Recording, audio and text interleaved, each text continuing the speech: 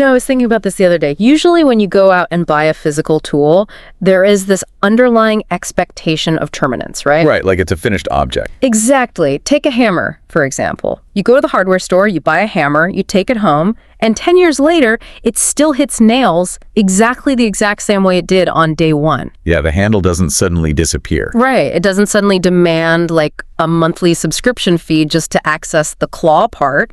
And the manufacturer doesn't quietly push a software update overnight that makes the grip incredibly slippery, basically forcing you to buy a premium handle just to use the thing you already paid for. Well, because a hammer is just a hammer. It's a physical object. It is governed by the laws of physics and basic metallurgy. It's not governed by labyrinthine terms of service agreement that some tech company can alter at midnight without your consent. Exactly. But then you step into the digital world, and suddenly that basic fundamental reliability completely evaporates. I mean, have you, and I'm asking you, the listener, right now, have you ever felt like every app, every website, every single digital service you rely on is just suddenly getting worse? You're like a collective decay? Yes, like they're all decaying at the exact same time. No. You aren't imagining it. Welcome to our deep dive. We have a massive stack of source material today. We're talking deep investigative journalism, legal theory from scholars like Veena Dubal, and the foundational essays of internet activist and author Cory Doctorow. Which is really the core text we're looking at. Yeah, because our mission today is to explore a very specific engineered phenomenon the Doctorow coined. He calls it Enshittification. It is a visceral word, right? But it's for a profoundly visceral problem. And our goal today is to look at this not as some mysterious run of bad luck or, a Mercury retrograde happening over Silicon Valley. Right, it's not magic. No, we are treating this as a material phenomenon. Think of it like a disease. We're going to look at its specific symptoms, the underlying mechanical causes, and its epidemiology. We'll analyze the massive platforms, Facebook, Amazon, Apple, Twitter, and we'll examine the physical, real-world impacts this disease is having on gig workers, on independent businesses, and most importantly, on you. Okay, let's unpack this, because I think we need to start with the fundamental architecture of the internet we actually use today. We throw the word platform around all the time, but what is the actual structural definition of a platform in this context? Right. Formally, a platform is a business that operates what economists call a two-sided market. So it sits right in the middle and connects buyers and sellers, or users and publishers, or creators and audiences. Just a digital middleman. Essentially, yes. Now, to really understand why these platforms are decaying so rapidly today, we have to look back at the original utopian promise of the early internet. Because the dreamlike, the buzzword that drove the entire early web, was disintermediation. Disintermediation, which literally just means cutting out the middleman. Exactly. The idea was supposed to be revolutionary. The pitch was, hey, you won't need a massive brick-and-mortar retail gatekeeper to sell a book anymore. And you won't need a massive centralized record label to share a song with the world.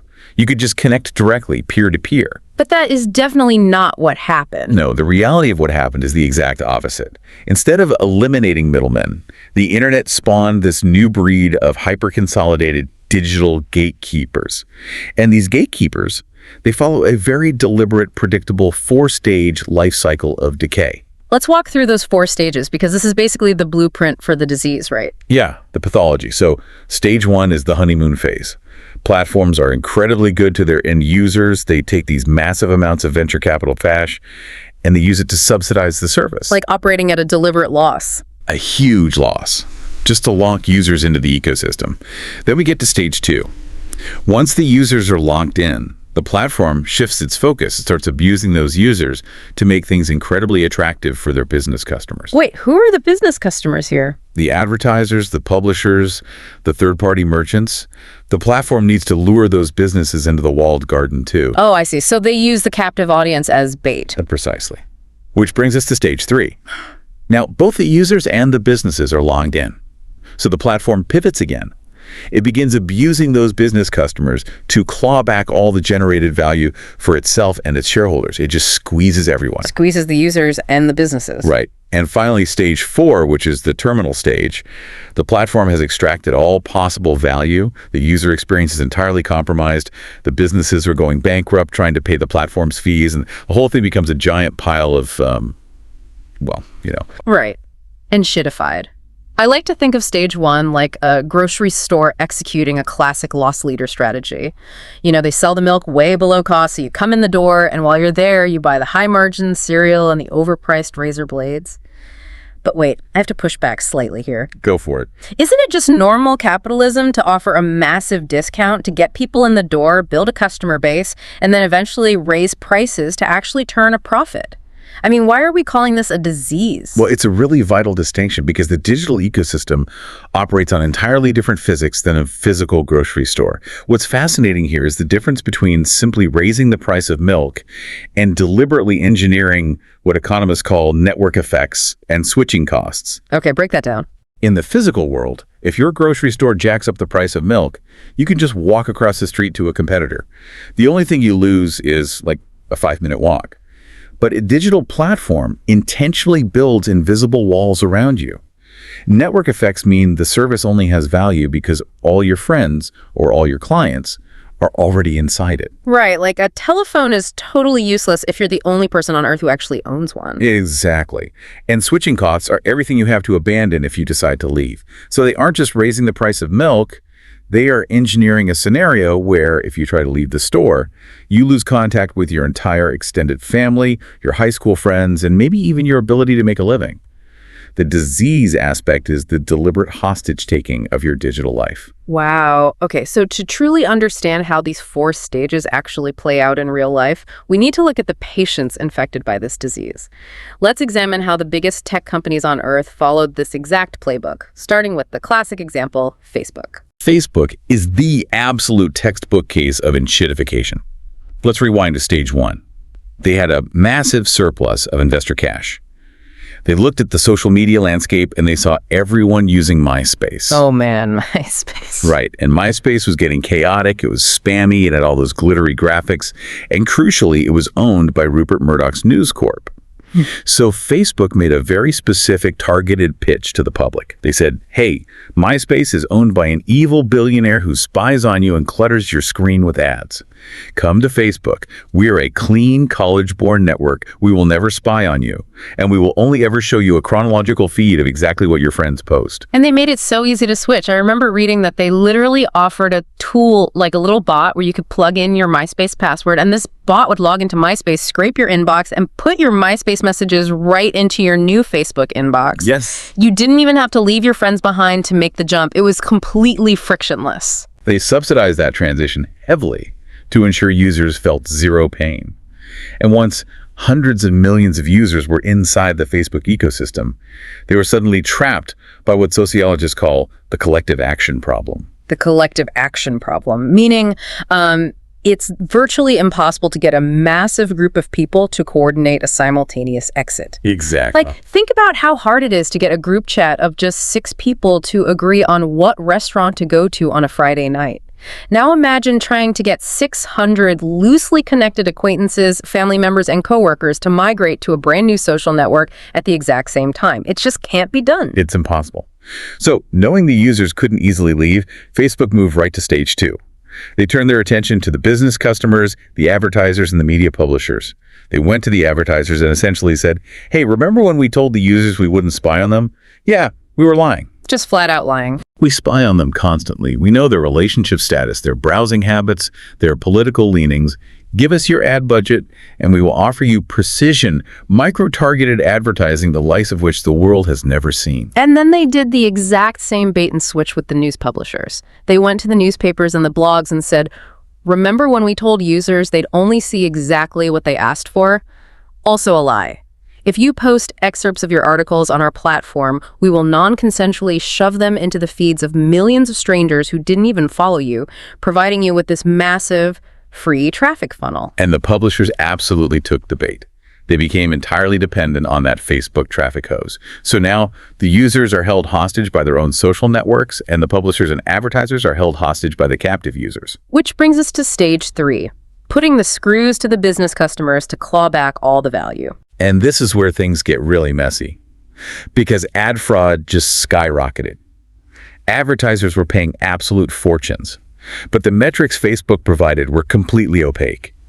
There's a famous anecdote where Procter & Gamble at one point just pulled $200 million of digital ad spend to see what would happen. And what happened? They saw absolutely zero drop in sales, meaning those ads they were paying top dollar for were either being shown to the wrong people, or to bots, or to literally no one at all. That is insane. And the publishers got squeezed even harder than the advertisers, Yep, right? much harder. Facebook's algorithm started demanding longer and longer text excerpts just to even show the article in the newsfeed. Then they introduced instant articles. Oh, I remember those. Yeah, essentially forcing publishers to host their entire articles natively on Facebook servers. And once the publishers complied, once they gave up their own websites, Facebook simply started actively suppressing outbound links. They consumed the publishers entirely. They kept the user on Facebook while starving the original news sites of ad revenue. Leaving the users with a feed that has almost nothing from their actual friends. It's just stuffed entirely with ads, sponsored content, and algorithmic outrage bait, which leads directly to stage 4, terminal decay. And for Facebook, the source material argues that decay manifested in Mark Zuckerberg's bizarre multi-billion-dollar pivot to the metaverse. Right. It was essentially an admission that the core social network was fully enshittified and dying, so the only way forward for the company was to try and trap people in heavily surveilled, legless virtual reality. Which didn't exactly pan out. Okay, so that is end-stage enshittification for a data broker. Now, let's shift gears and look at a platform that deals in physical goods. Amazon, because they ran the exact same playbook. They really did. Stage 1. They bled money to lock us in. They subsidized shipping. They sold goods far below cost. And they offered incredibly easy, no questions asked returns. I mean, I remember buying single hardcover books and having them shipped to my door in 2 days for free. There is no way that was profitable for them. It wasn't. They were hemorrhaging cash. But it conditioned you to start your shopping journey on Amazon rather than anywhere else. Stage 2. Once the buyers are conditioned, they lure in the merchants. Amazon pitched this to the business world as the flywheel. Low prices bring users, users bring merchants, merchants bring a wider selection of goods, which brings even more users. The flywheel. And they aggressively, ruthlessly protected this flywheel. Look at how they dealt with a competitor called Diapers.com. Oh, this story from the reading is absolutely brutal. Let's get into this. So Diapers.com was an independent company, and they had figured out a highly efficient way to ship bulky boxes of diapers to parents. Amazon saw them as a direct threat to the flywheel. So Amazon literally set $200 million on fire. Just burned it. They priced their own diapers on Amazon far below what they cost to manufacture and ship.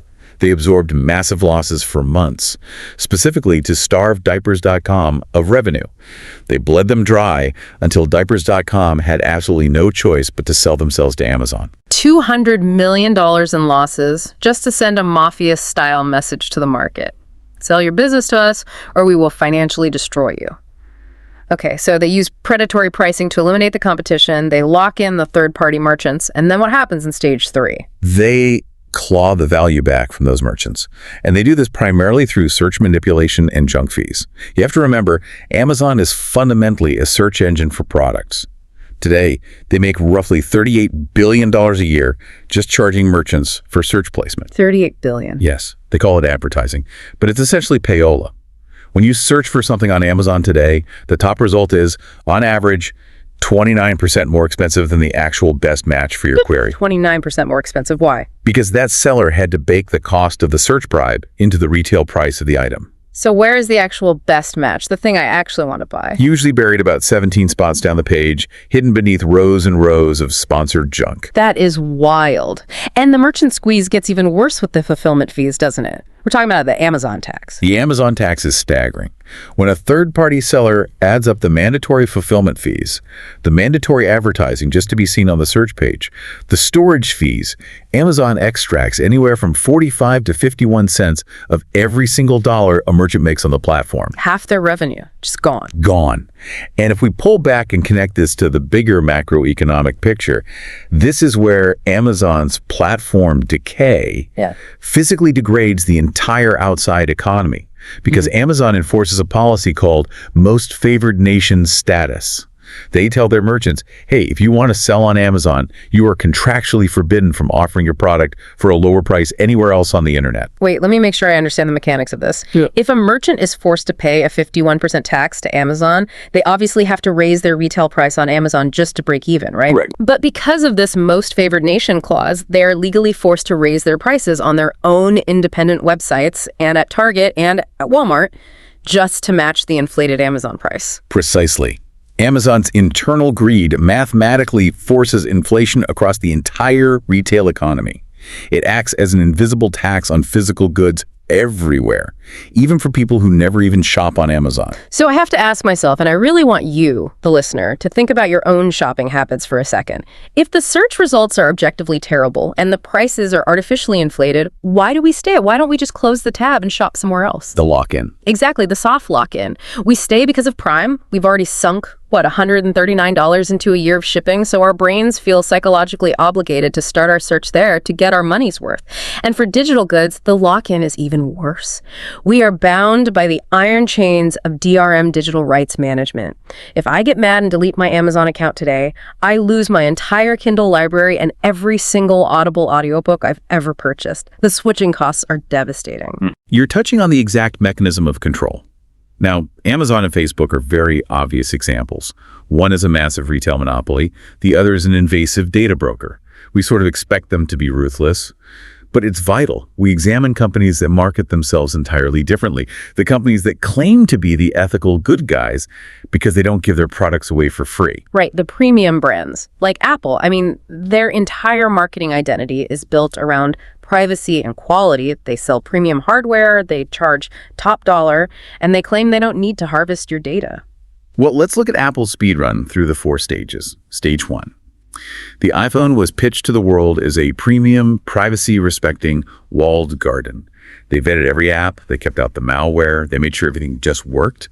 They took their massive profits and allocated that surplus to creating a buttery smooth user experience. And it really did just work. The early iOS days felt magical compared to the clunky phones that came before it. Stage 2. They locked the users in.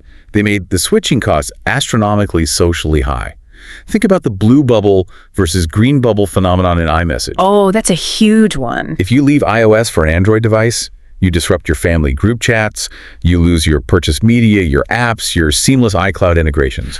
And at the same time, they were locking users in. They lured developers in. They told app builders, write software for our beautiful new phone, we'll process the payments, take a reasonable cut, and you keep the rest. And then stage 3, the walled garden suddenly turns into a maximum security prison. Yes. Once the smartphone market consolidated, Apple enacted the 30% app tax. And it's crucial to understand how this physically works. Apple forces every single transaction on an iPhone to be routed through their proprietary payment API. It's not just a tax on the initial download of an app. It's a 30% tax on every single digital dollar that flows through that app forever. And they made it a bannable offense for a developer to even put a line of text in their app telling a user, hey, you can go to our website on your browser to pay a lower fee. They literally gagged the developers, which is financially devastating for any low-margin business. Let's look at the audiobook market again. The typical wholesale margin for an audiobook after you pay the author, the narrator, the publisher is about 20%. Right. So if an independent competitor like the fantastic indie platform Libro.fm tries to sell an audiobook through their own iPhone app, Apple takes 30% of the top-line revenue. This means Libro.fm mathematically loses money on every single sale. But Apple's own native Apple Books app obviously doesn't have to pay that tax to itself. They use their hardware monopoly to make it physically impossible for competitors to survive on their devices. And this brings us to what scholars refer to as Apple's privacy hypocrisy. A few years ago, Apple made this massive, highly publicized move to block third-party tracking. They introduced a feature called App Tracking Transparency, or ATT. It gave users a simple one-click opt-out to stop companies like Facebook from tracking their behavior across different apps. And naturally, when given the choice, I think 96% of users clicked Ask App Not to Track, which was a catastrophic blow to Meta. I think it cost Facebook something like $10 billion in ad revenue in a single year. It did. And Apple ran massive global billboard campaigns touting this as a triumph for human rights. Privacy. That's iPhone. But here is the mechanical reality beneath the surface. While Apple was blocking Facebook's access to that data, Apple was secretly building its own totalizing commercial surveillance system directly into the bedrock of iOS, utilizing a framework called SCAD network. Oh, wow. They began gathering the exact same behavioral data Facebook used to gather, but they kept it entirely for themselves to fuel Apple's own emerging multi-billion-dollar advertising network. So the old Silicon Valley adage, if you aren't paying for the product, you are the product, is completely dead. It is entirely obsolete. The new reality is, even if you pay $1,000 for a slab of premium glass and aluminum, you are still the product the moment the company realizes they can get away with monetizing your behavior. Yeah. They don't respect your privacy because they have a moral compass. They respect it only as long as it takes to lock you in, after which they will exploit you just as ruthlessly as the free platforms. That is chilling. Okay, let's look at one more patient file in this platform ward. Twitter, or X as it's known now. This one is vital because it happened in absolute fast forward. Yeah, Twitter is a unique case study in what we can call an Enshittification speedrun. If we look at stage one, Twitter actually started essentially as an open API, an open interface that allowed independent developers to build whatever they wanted on top of the text-based network. It was incredibly generous to users. In fact, the users literally invented the platform's core mechanics. Right. The company didn't invent the retweet. Users just started typing the letters RT and copy-pasting other people's text. Twitter saw that behavior and paved the desired path by building a dedicated button for it. The users invented the hashtag to organize conversations. It was deeply collaborative. But then we jump abruptly to stages 2 and 3, heavily accelerated by Elon Musk's leveraged buyout. To understand the speed of this decay, you have to look at the financial mechanics. Musk took on roughly $13 billion of high-interest debt to buy the platform. That is a staggering amount of debt. And that debt required immediate, brutal, massive value extraction just to make the interest payments. He couldn't afford a slow boil, so he fired the vast majority of the trust and safety teams, the content moderators. Which instantly flooded the platform with crypto scams, bot networks, and extreme gore, making the user experience horrific and making the environment absolutely toxic for the remaining advertisers. Desperate for cash, he then began selling verification. The blue ticks used to be a rudimentary but necessary utility to prevent impersonation of public figures and journalists. By turning it into an $8 monthly subscription, he destroyed the tool's core utility. It allowed fraudsters to buy credibility and impersonate major brands, which literally caused real-world stock market chaos. Right, like the fake insulin tweet. Exactly. He tweaked the algorithm to strip headlines from link previews, effectively destroying outbound traffic for news publishers. He closed the open API, demanding exorbitant fees, which instantly killed off the entire decade-old ecosystem of independent tools, accessibility apps, and researchers. Here's where it gets really interesting. If a platform becomes objectively, measurably worse, like if your feed is suddenly 50% bots, your favorite third-party app stops working, and the news links are broken, why did hundreds of millions of people stay? Why didn't the free market just naturally kill the platform? This brings us to a really profound concept detailed in the source material. The Fiddler on the Roof problem. Have you ever seen the musical Fiddler on the Roof? Of course, tradition. Exactly.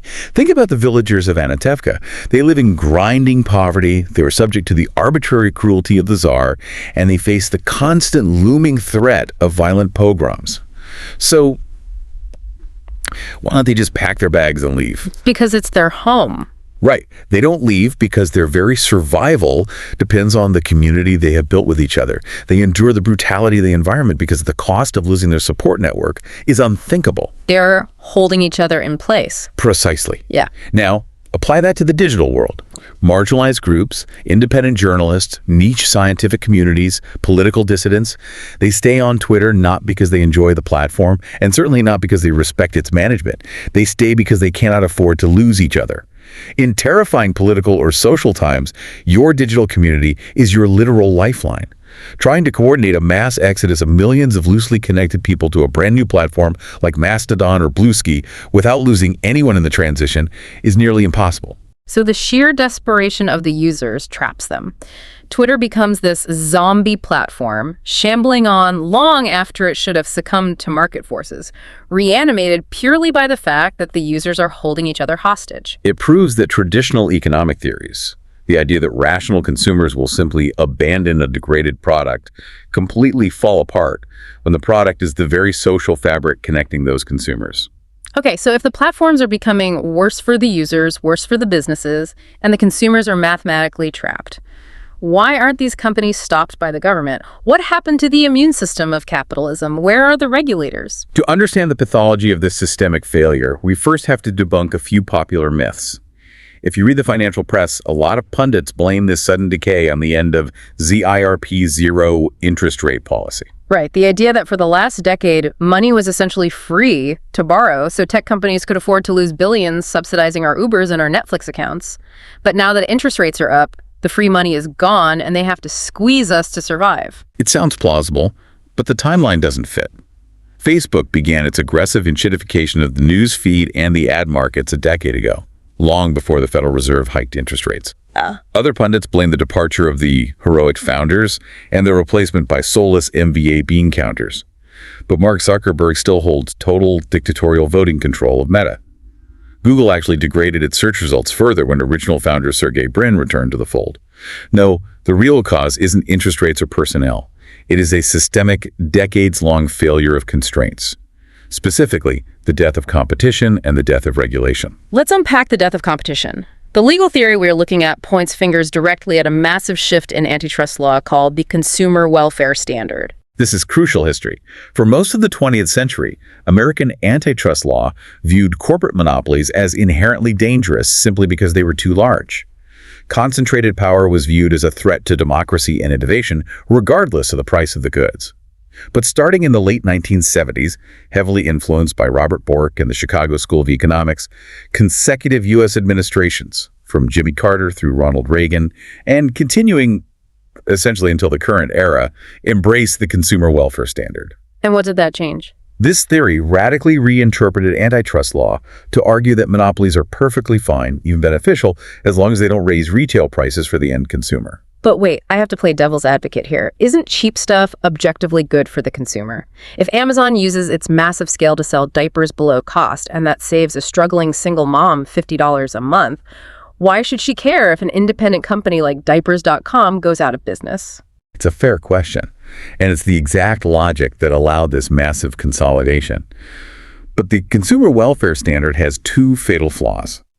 First, it completely ignores monopsony power, the power a giant company exerts over its suppliers and its workers. Amazon might keep diapers cheap for a year, but if they destroy all competing retailers, they can then squeeze the diaper manufacturers, drive down warehouse wages, and eventually, once they are the only game in town, jack the prices right back up. And what's the second flaw? It completely breaks down in the digital economy. How do you measure monopoly harm? By looking at the price tag when a service like Google Search or Facebook is completely free to the user.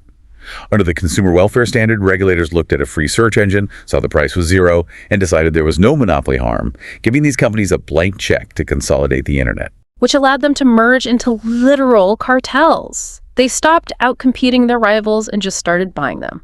Let's look at Google. Google conquered the search market 25 years ago with the PageRank algorithm, which was genuinely brilliant. But almost every single successful, dominant product they've had since then wasn't built in-house. It was bought with monopoly profits. Exactly. They bought Android to control mobile. They bought YouTube to control video.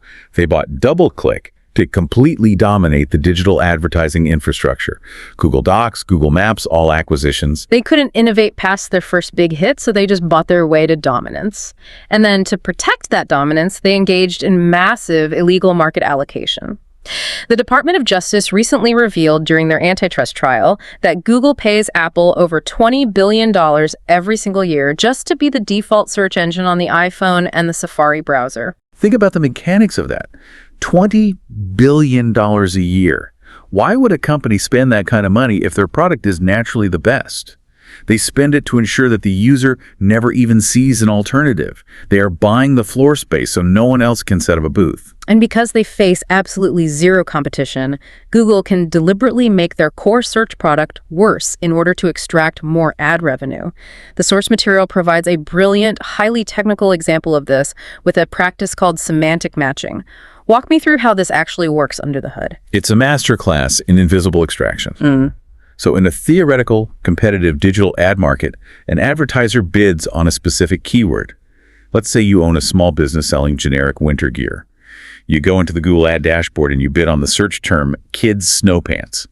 You're willing to pay $1 every time someone clicks on that ad. Makes sense. Normal option. Right.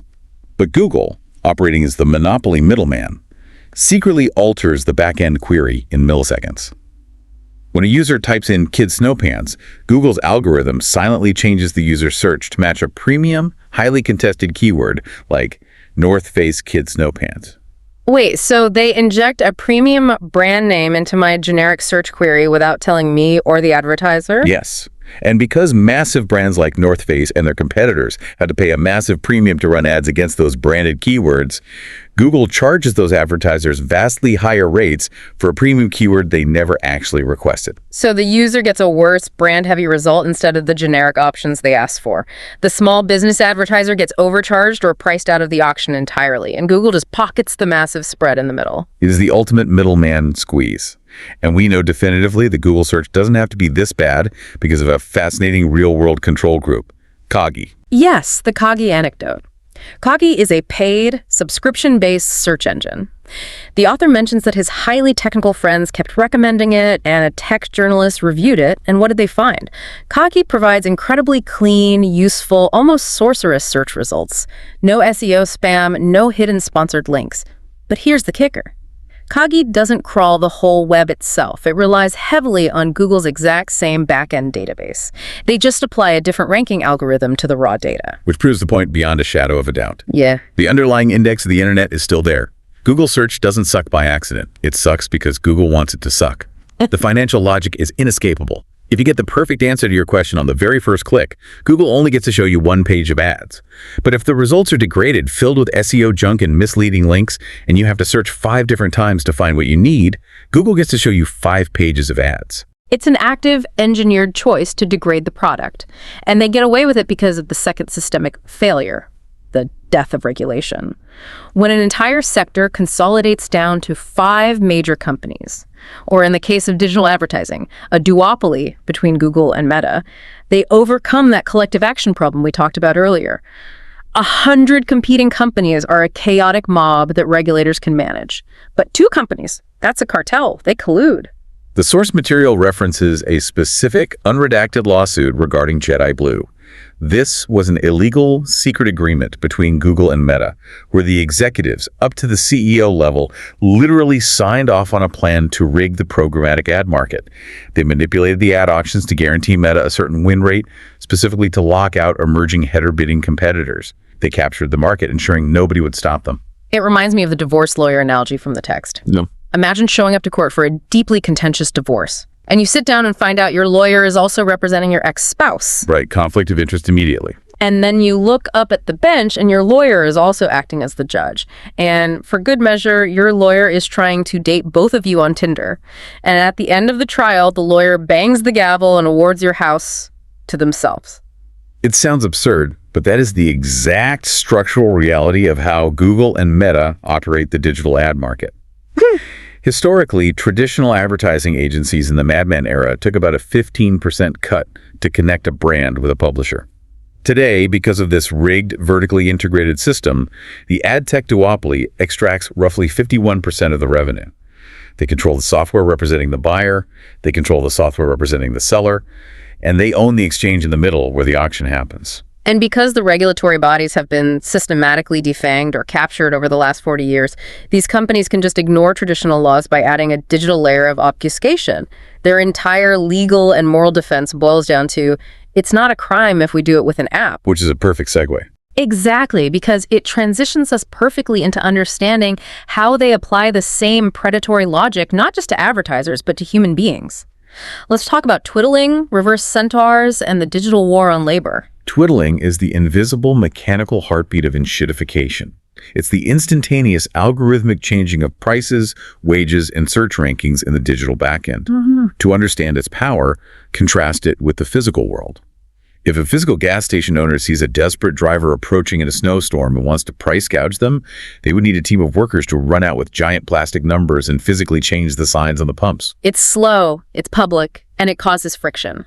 but a digital platform can twiddle the back-end knobs instantly, invisibly, and uniquely for every single individual user on Earth. And they use this twiddling to wage psychological war on their gig workers. Let's dig into algorithmic wage discrimination. This isn't just basic supply and demand. This is deeply manipulative behavioral psychology. It is entirely behavioral. Look at the extensive research by legal scholar Vina Dubal on how Uber drivers interact with the dispatch algorithm. Through observation in driver forums, it's clear that drivers generally categorize themselves into two camps. You have ants, who blindly accept every single ride the app offers them, and you have pickers, who carefully cherry-pick only the most lucrative, high-paying jobs. And the algorithm, surveying millions of data points, knows exactly who is an ant and who is a picker. Exactly. So when a ride request comes in, the algorithm doesn't offer a standard, transparent flat rate based on mileage. It uses twiddling to generate a dynamic, highly personalized wage designed to manipulate that specific driver. It lowers the payout for the ants, calculating that they will accept it anyway out of desperation or habituated conditioning. But for the pickers who haven't driven in a few days, it dangles unusually high payouts to lure them back onto the road. Wow. And here is the truly insidious part.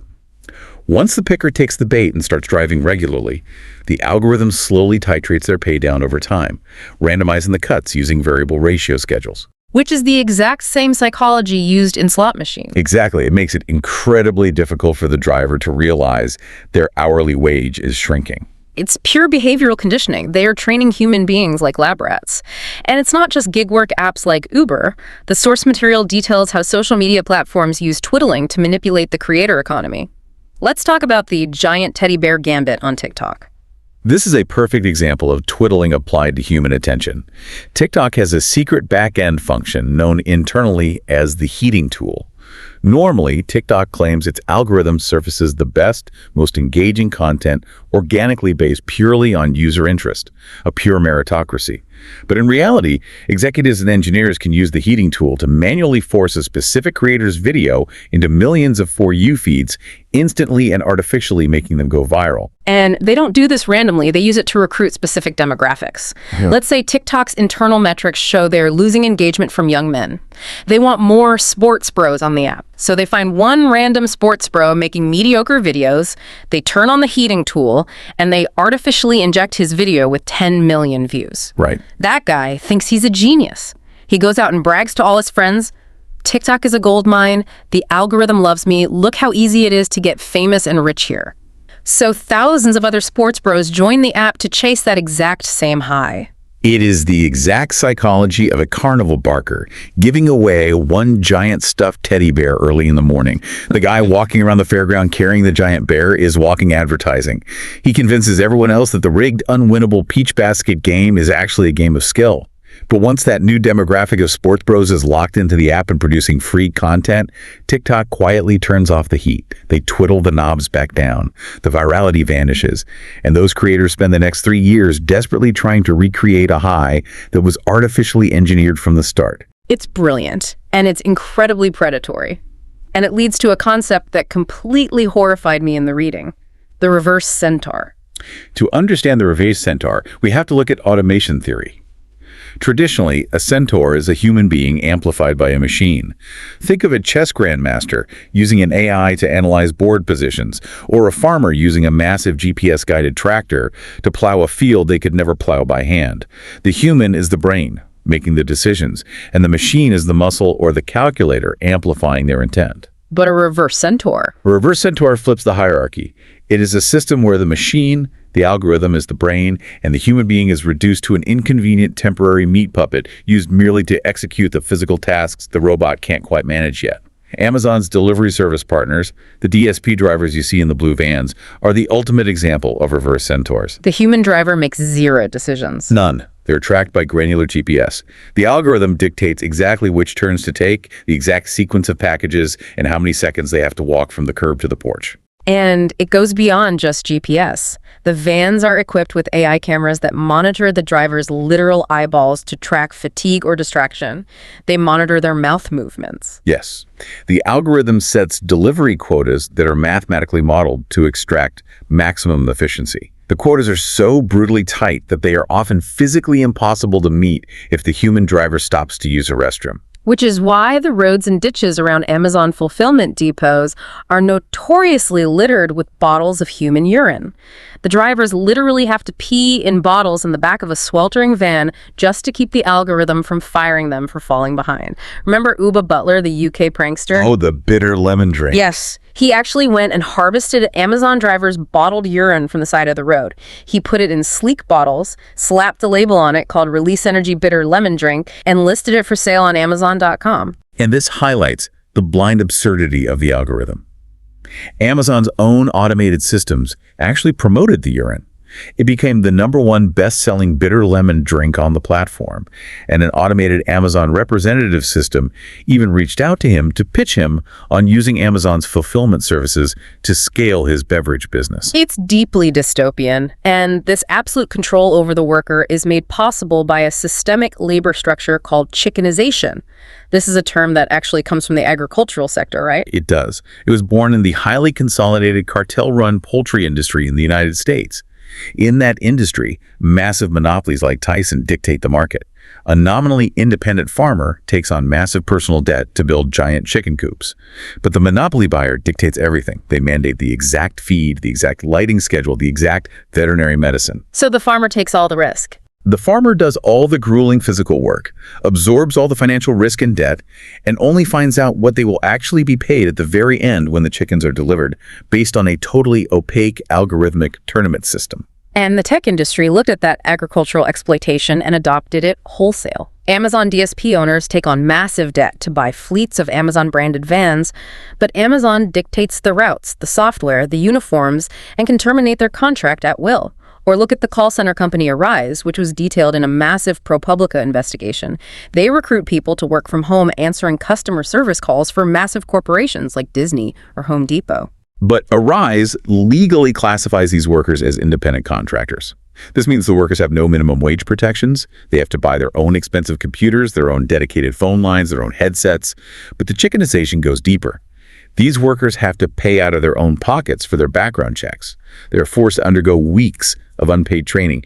And then, the ultimate indignity, they have to pay a service fee to Arise twice a month just to use the software. They literally have to pay their boss for the privilege of working, and if they realize it's a raw deal and quit early, they face financial penalties. The tech industry dresses this all up in the slick language of disruptive innovation and being your own boss in the gig economy. But underneath the venture capital branding, there is absolutely zero innovation here. It is age-old, 19th century labor exploitation, wage theft, and deliberate misclassification, totally obscured by a sleek digital interface. Again, the operating logic is, it's not illegal if we do it with an app. Now, in the past, in the physical world, if a machine was exploiting you, you had recourse. You could physically hack the machine. You could modify the tractor engine. You could reverse engineer a competitor's product and build a cheaper version. Why can't we just fix these apps today? Why can't a clever programmer build a tool that blocks the twiddling? To answer that, we have to understand the end of self-help and a concept called felony contempt of business model. To understand why we can't legally fix our own digital environment, we have to start with the fundamental nature of computers. In the 1940s, pioneers like Alan Turing and John von Neumann helped conceptualize the architecture of modern computing. They proved the existence of the Turing-complete universal von Neumann machine. Okay, let's unpack that because that sounds incredibly dense. What does Turing-complete actually mean for a normal person holding an iPhone? Let's use a physical analogy. Yeah. Before computers, machines were built for a single purpose. Think of a toaster. A toaster is engineered to apply heat to bread. You cannot put a steak in a toaster and ask it to grill it. It is physically limited by its hardware. But Turing and von Neumann conceptualized the ultimate universal machine. Think of it like a magical kitchen. As long as you give this kitchen a valid recipe, which is the software code, and the right ingredients, which is the data, it can bake absolutely anything. It can be a calculator, a video player, a word processor, or a communication device. The fundamental truth of computer science is that you cannot build a universal computer that only runs code approved by the manufacturer. If it can compute, it can run any valid program. So when a company like HP says, our inkjet printer is physically incapable of using third-party ink cartridges, or when Apple stands up in front of Congress and says, the iPhone's architecture simply cannot support a third-party app store because it would compromise security, they are lying. Flat out lying. It is technically, mathematically, perfectly possible. They haven't invented a magical new restrictive physics. They have simply chosen to make it illegal for you to use your universal machine universally. Exactly. The restriction is not technological. It is purely legal. And the primary weapon they use to enforce this restriction is intellectual property law. Specifically, a disastrous piece of 1998 legislation called the Digital Millennium Copyright Act, or the DMCA. We need to look closely at Section 1201 of the DMCA. This law makes it a federal felony to bypass a digital lock, an access control measure that protects the copyrighted work. So the original intent in 1998 was probably to stop people from ripping DVDs and pirating movies. That was the stated intent. But corporate lawyers quickly realized the loophole. Manufacturers figured out that if they put a tiny, completely superfluous piece of copyrighted software code onto the microchip of a printer ink cartridge, or inside the computerized engine of a tractor, then bypassing that tiny piece of software to refill the ink yourself, or to replace a broken tractor part with a cheaper alternative, magically becomes a federal felony. It's a practice called parts pairing, or VIN locking. You aren't just violating a warranty anymore, you are committing a federal crime by circumventing a copyright protection measure. Yes. They weaponized copyright to monopolize the repair and secondary markets. This leads to absolute real-world hostage situations. The source material highlights several terrifying examples. Take the SNO bassinet. This was a high-tech, self-rocking smart bassinet. Desperate, sleep-deprived parents paid $1,695 for this physical piece of furniture. And then years later, the company pushes a silent software update to the cloud and announces, we are now locking the basic automated rocking features of the bed you already bought behind a $20 a month premium subscription. And because of DMCA 1201, if a clever programmer parent decided to write a piece of open source software to bypass that lock and restore the basic functionality to the physical bed they legally own, that programmer could be prosecuted as a felon. The law protects the corporate extortion. Or look at the creative industry, Adobe and Pantone. Pantone owns the proprietary color matching system. Adobe stopped paying Pantone for the color licensing fees in their Creative Cloud software. So Adobe simply pushed an update over the internet, and suddenly graphic designers opened their portfolios to find that all the specific Pantone colors in their past files they had already finished and saved, had been retroactively replaced with flat black pixels. The colors were literally stripped from their own artwork, and the only way to get them back was to pay an additional $21 a month ransom subscription directly to Pantone to access a plugin. Adobe forced everyone onto a cloud subscription model specifically so they could twiddle those knobs and revoke access to features users relied on, holding their past work hostage. And the audiobook example, since we've touched on it, is perhaps the most visceral demonstration of how broken this is. Audible, which is owned by Amazon, controls roughly 90% of the audiobook market. They force almost all authors to wrap their audiobooks in DRM digital locks. Cory Doctorow, the author of our source material, points out the absolute insane legal hypocrisy of this. He owns his copyrights. He refuses to use DRM.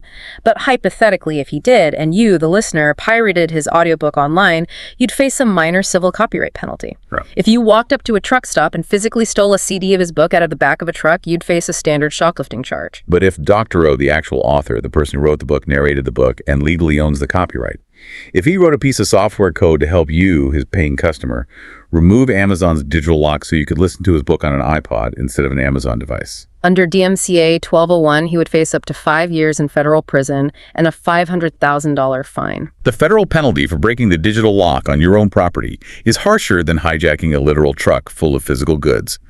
And the weaponization of IP gets even pettier. Let's talk about Apple's trademark abuse. Apple engraves microscopic, practically invisible Apple logos on tiny internal components of the iPhone, components you will never see. So if an independent repair shop tried to import perfectly good refurbished parts from overseas to fix your phone cheaply, Apple tips off U.S. Customs. Wait, on what grounds? Apple's legal argument is astonishing. They claim that because the part is refurbished and not strictly controlled by Apple, it might be defective. And if you, the consumer who deliberately sought out a cheap third-party refurbished part to save money, happen to open up your phone, look at the internal circuitry through a jeweler's loupe, saw the microscopic Apple logo on the failing part, Well, you might be confused. You might think Apple builds shoddy products, which would tarnish their brand reputation in your own mind. That's absurd. It is.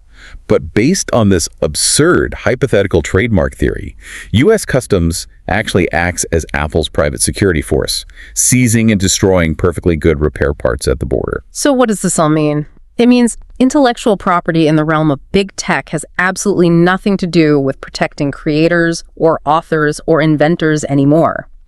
It is a cynical legal weapon used to achieve what Doctorow brilliantly calls felony contempt of business model.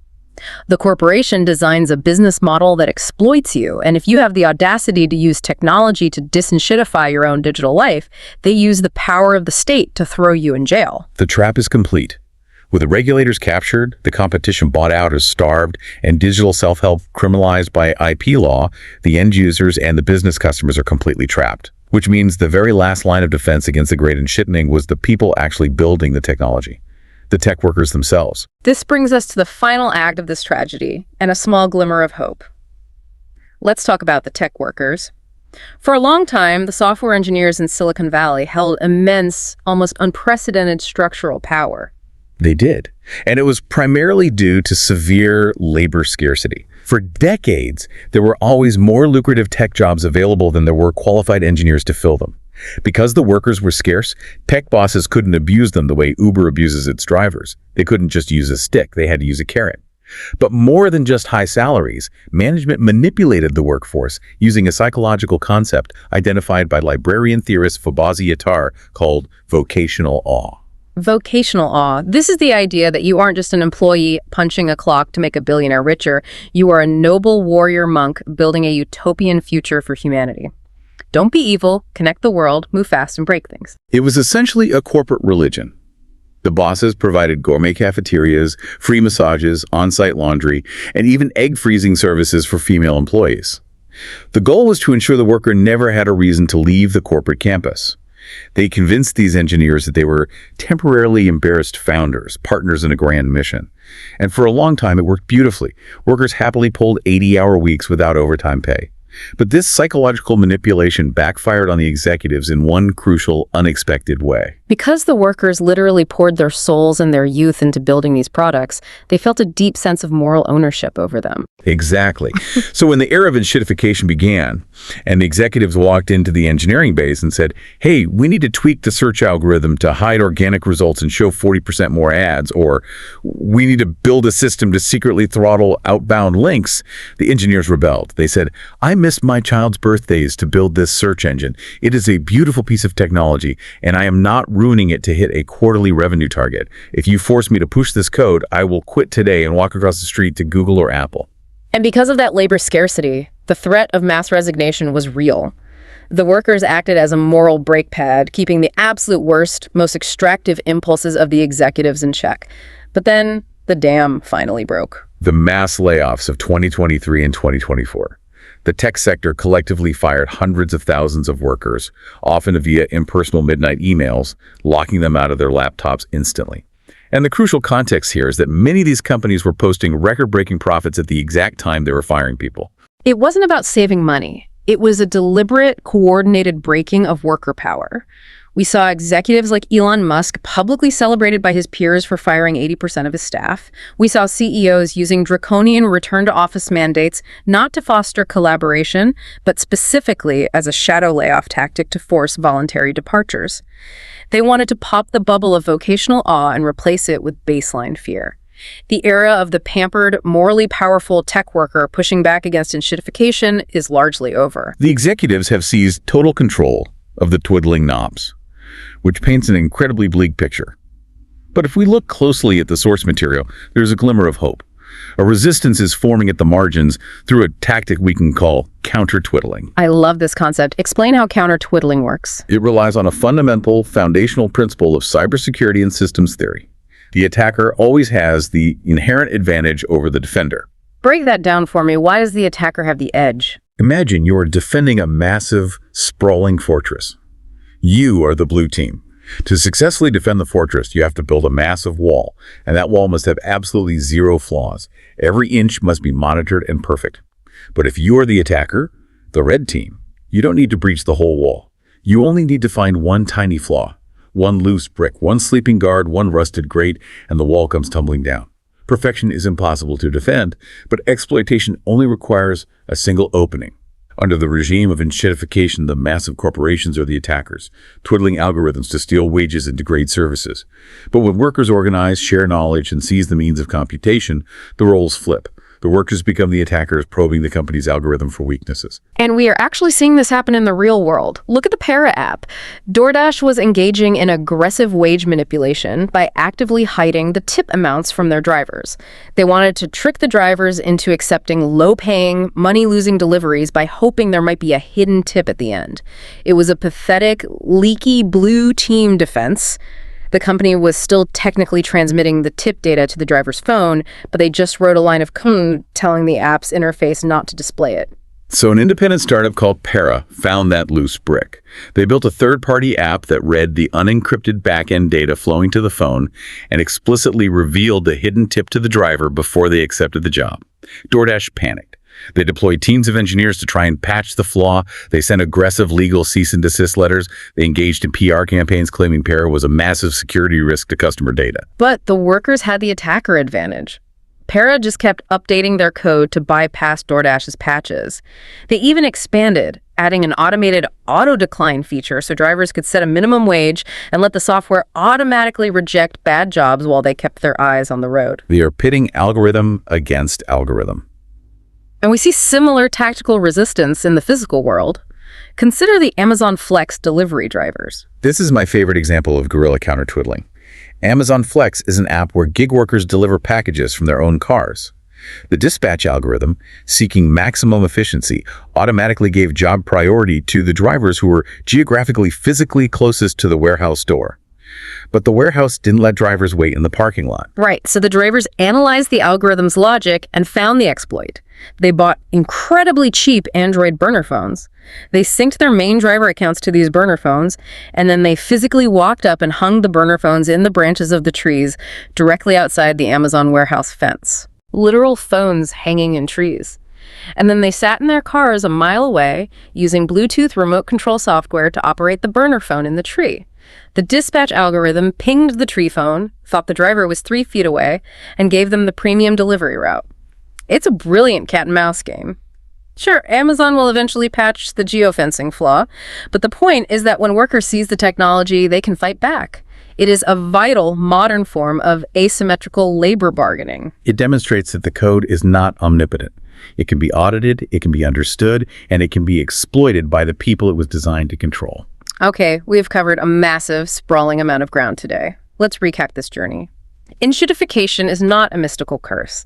It is not the natural, unavoidable life cycle of technology. It is a highly specific, deliberately engineered transfer of value. It starts with venture capital subsidizing a service to lock you, the user, in.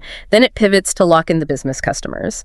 Then, once the X's are sealed, the platform abuses everyone to transfer all the generated value straight into the pockets of a monopolistic cartel. And they achieve and maintain this extraction by systematically crushing competition through illegal market allocation and predatory pricing. They do it by capturing their regulators so they can break labor laws behind the shield of an app. They do it by chickenizing their workforce. And crucially, they do it by weaponizing intellectual property law to make it a literal federal felony for you to fix your own property or modify the software that governs your life. But I want to leave you, the listener, with a final provocative thought to mull over. We've spent this entire deep dive talking about how DMCA 1201 and IP laws make digital interoperability a crime. We've talked about how the walls of the walled garden are enforced by the threat of prison. But what if we completely flipped the script? What if the law didn't criminalize interoperability, but actually mandated it? Imagine a world where data portability wasn't just a buzzword, but a legal requirement.